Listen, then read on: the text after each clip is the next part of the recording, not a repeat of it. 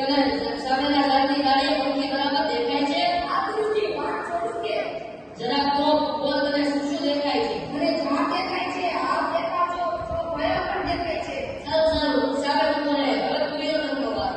ગુરુજી આજ્ઞા આપો ને પંખીનું માથું વીંધી નાખું. અરે ધીરજ રાખ, એટલે આપણે ડાયરેક્ટ પકડો કે તને પંખી બરાબર દેખાય છે?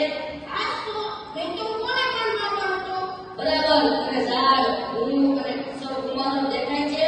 હા, બધું ચોખ્ખું દેખાય છે. આપ આજ્ઞા આપો પછી જુઓ પંખી નીચે આવે છે કે નહીં. સારું સારું, તું પણ યોગેશની પાસે જા. પછી વાત, હવે ભીમનો વાત.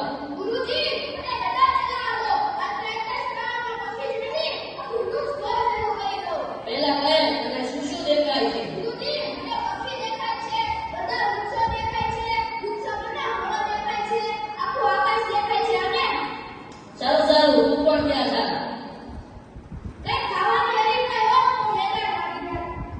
દીર્ઘતા, વિકર્ણ, સહદેવ અને નકુલ, તમે ચારે આવો, મારા ચગાવો. હવે બોલો, તમને શું શું દેખાય છે? સારું સારું, માણ છોડશો નહીં, તમે જ્યાં ઊભા છો. મારું શીખવેલું દૂધમાં પડ્યું હોય એવું લાગે છે. તમને બધાને બધું જ દેખાય છે. હા